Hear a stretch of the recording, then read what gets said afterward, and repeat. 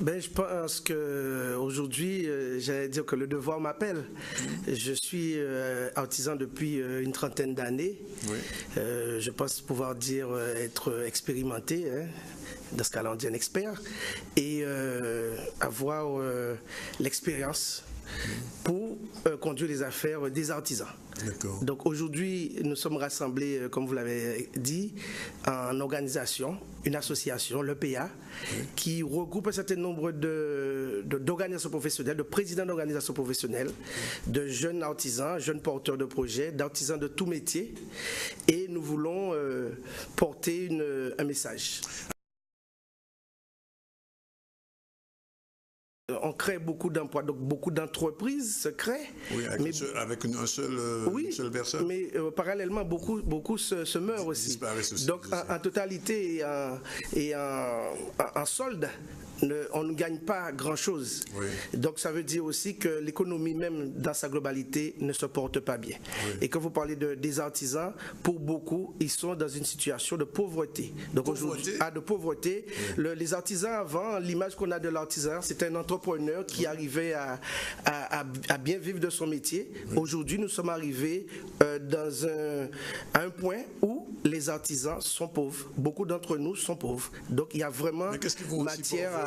Il n'y a pas de travail, on ne vous paie pas, les collectivités, qu'est-ce qu'ils veulent? Alors vous savez, vous parlez des collectivités, les collectivités déjà sont pauvres. Vous savez bien qu'ils n'ont plus de moyens, les dotations globales de fonctionnement ont été, les coups de rabot, vous connaissez. Donc la situation, elle est grave pour tous ceux qui travaillent, tous ceux qui entreprennent. Donc aujourd'hui, les entrepreneurs, ceux qui étaient des vrais entrepreneurs aujourd'hui, sont des artisans pauvres.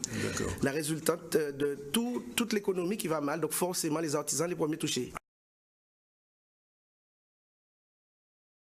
La première des choses qu'on nous dit, c'est que la chambre de métier, on n'y va pas. Donc, et c'est le constat, oui. Il y a une vraie fracture entre les artisans et l'institution. Et d'ailleurs, c'est la raison de notre rassemblement. On s'est dit, mais c'est pas normal que les artisans, et c'est vrai que quelques efforts ont été faits, il faut l'avouer, et nous avons une infrastructure, vous avez vu les bâtiments à Basse-Terre, l'URMA, c'est quand même, on doit féliciter ceux qui ont pu quand même amener à ces réalisations. Mais quand on voit que l'utilisation qui en est faite n'est pas dans l'intérêt des artisans, c'est-à-dire que les artisans eux-mêmes se mettent en retrait. Donc la question était de savoir pourquoi les artisans n'arrivent pas à utiliser les instruments qui sont mis à leur disposition. Alors la première question, je vous l'ai dit, la première réponse c'était de dire qu'ils sont isolés. Quand on est isolé, on n'a pas l'information, on ne bénéficie pas de la formation et donc par conséquent, on s'appauvrit. Et la communication au niveau de l'artisanat risque de changer? La communication va changer parce que la communication sera aujourd'hui au service des artisans et non au service du président. Oui. Il faut qu'on se réorganise. Oui. Il faut qu'on se réorganise, il faut qu'on se prenne en main, il faut qu'on se regarde en face. Oui. Il ne faut pas qu'on se cache derrière son petit doigt, il ne faut pas qu'on se dise que l'autre n'a pas fait pour nous. Il faut que d'abord nous on se pose les bonnes questions. Et je pense que l'artisan doit savoir que sa solitude, son isolement est la première cause de sa pauvreté. Donc aujourd'hui, c'est pour ça que nous voulons mener une vraie bataille et on voudrait faire un vrai changement d'état d'esprit. Oui. Et de dire que les artisans doivent aujourd'hui se rassembler, doivent se mettre ensemble pour pouvoir travailler et essayer de sauver ce qui peut être encore. Je vais vous dire quelque chose, je vais peut-être l'annoncer aujourd'hui. Nous pensons avec notre équipe que l'an 2017 sera l'an zéro de l'artisanat. Carrément, on remet les compteurs à zéro, on remet les compteurs à zéro. On ne peut plus continuer de la façon dont on a toujours fait, comme vous venez de dire, sous plusieurs présidences. C'est vrai qu'on reprend les mêmes compétences, on reprend les mêmes... c'est déjà fléché. Aujourd'hui, nous voulons tout modifier. Alors, c'est l'expérience que j'ai de ma vie d'entrepreneur, c'est vrai. Mais c'est aussi l'expérience que j'ai des 5 dernières années que j'ai eu à œuvrer au sein de la Chambre de métier.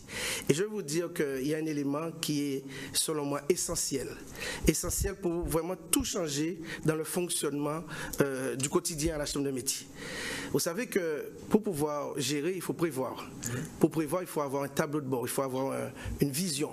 Aujourd'hui, à la Chambre de métier, nous naviguons à vue.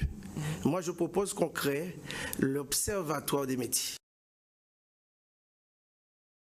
Ça n'existe pas et justement c'est parce que nous n'avons pas cet instrument qui est très important pour avoir une vision, pour avoir le tableau de bord des métiers dans leur globalité qu'on ne peut pas avancer dans l'artisanat. Nous faisons par exemple la formation, mais la formation est faite à vue puisque nous avons des métiers qui sont de l'apprentissage à l'initial, hein. Je parle de l'apprentissage à l'initial, qui sont des métiers qui sont fonds, mais parce que par habitude. Oui. Mais est-ce qu'on a vraiment le besoin? Est-ce qu'on connaît le besoin? Oui. Est-ce qu'on connaît à l'intérieur des métiers l'âge auquel les dirigeants vont prendre leur retraite, par exemple? Est-ce qu'on connaît le nombre de diplômés qui sont de par activité? Donc il y a un tas d'éléments qui sont absolument nécessaires pour pouvoir avoir une vision et pour pouvoir bien diriger. Ça va être sous la forme d'une base de données? Ah ben absolument. Donc il faudra recueillir ces données.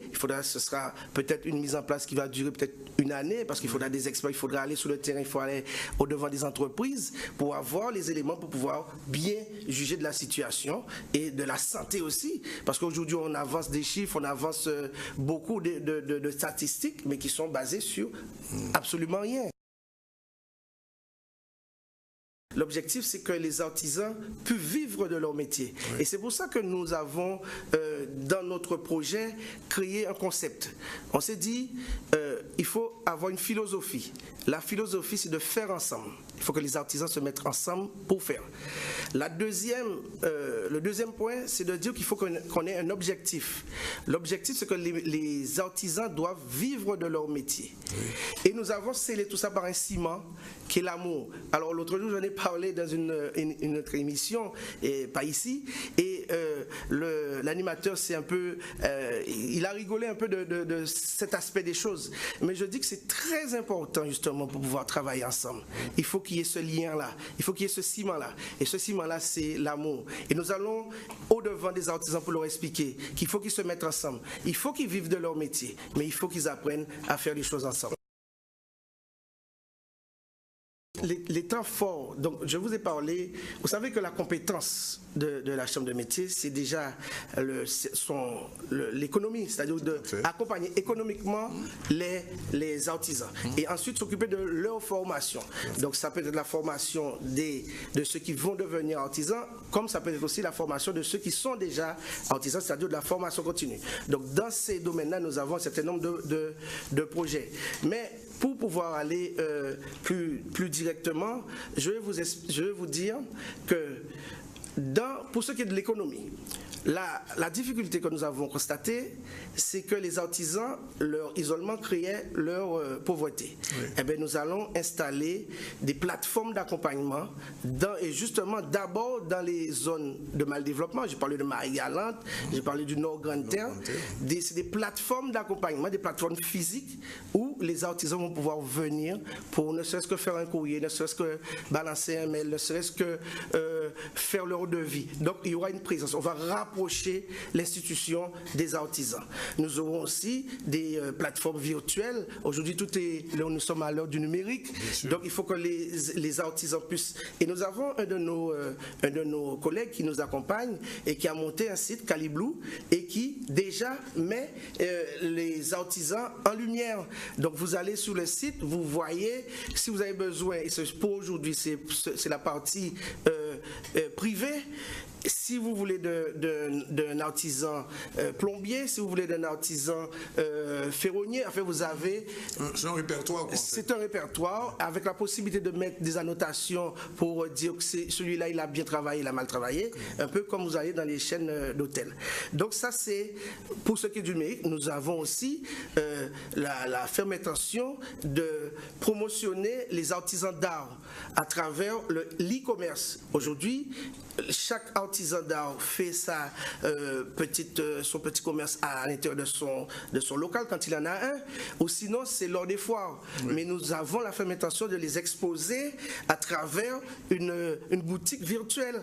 Donc là, le monde entier, on s'ouvre vers le monde entier. La modernité en fait. Hein. Nous entrons en plein pied de la modernité. Voilà pourquoi je vous ai dit que l'an 2017 sera l'an zéro de l'artisanat. L'une des problématiques de ce milieu, c'est souvent l'individualisme. Ah ben Absolument. Vous le savez. Eh bien, c'est la cause première de leur pauvreté aujourd'hui. Oui. Nous allons y remédier et nous avons tout un plan pour cela. Je vous ai parlé de l'observatoire pour pouvoir bien cibler les actions, qu'elles soient économiques, qu'elles soient en termes de formation, mais aussi pour pouvoir leur dire qu'il faut faire des choses ensemble. Et notamment, créer une économie circulaire entre nous et solidaire. Oui. Nous allons, dès notre arrivée, créer l'Autipass. L'Autipass, c'est la carte d'artisan qui permet à chaque artisan de bénéficier d'une remise chez son collègue artisan. Donc, déjà, se reconnaître, se connaître, vous se parlez fréquenter. comme un président. Déjà, vous êtes déjà président, monsieur Lassero. Mais vous n'avez pas peur qu'on vous pique vos idées? Mais moi, si l'idée est reprise par d'autres et que c'est dans l'intérêt des artisans, donc moi, chiche. Et nous avons encore plein d'autres. Je peux vous donner un exemple. Je demande à mes adversaires de retenir cette idée. Aujourd'hui, on parle de professionnalisation du carnaval. Oui. Qu'est-ce que la Chambre de métier a fait à l'endroit du carnaval, de ce secteur-là? Rien. Eh bien, moi, je propose justement que nous mettions les moyens pour aider le carnaval et que les artisans puissent pénétrer ce domaine-là. Parce que nous avons un certain nombre d'artisans, les coiffeurs, enfin, je vous passe tous ceux les décorateurs, tous ceux qui peuvent intervenir dans ce domaine-là. Donc, il faut que le carnaval se professionnalise. Il faut absolument que les artisans qu'ils prennent parti. Alors, vous aviez, il y avait dans le passé, je crois que ça s'appelle le boulevard des artisans. Enfin, une manifestation se faisait sur le boulevard maritime à Basse-Terre. C'était les deux fois. Bon, c'était ce que c'était. Est-ce que, de ce point de vue-là, pour donner plus de visibilité à ces professions, ces métiers, vous pensez à quelque chose, puisque vous avez plein d'idées? Écoutez, le boulevard des artisans était une manifestation qui était faite pour la promotion d'un homme dans l'intérêt d'un certain nombre. Nous ne voulons pas justement de ce genre de parti pris. Moi, je n'ai pas d'ambition de prendre une commune, de prendre une ville. C'est pour ça qu'il faut absolument qu'il y ait la part des choses. Les actions qui vont être menées seront en direction et à l'attention des artisans, pour promotionner l'artisanat, pour aider les artisans, et non pour aider ni un homme, ni un parti politique. Donc, vous me parlez du boulevard des artisans. Cette manifestation, très belle manifestation, je vais dire, oui, à la limite, mais est-ce profitable aux artisans? Je vous laisse la réponse. Et avec un budget très important, énorme budget.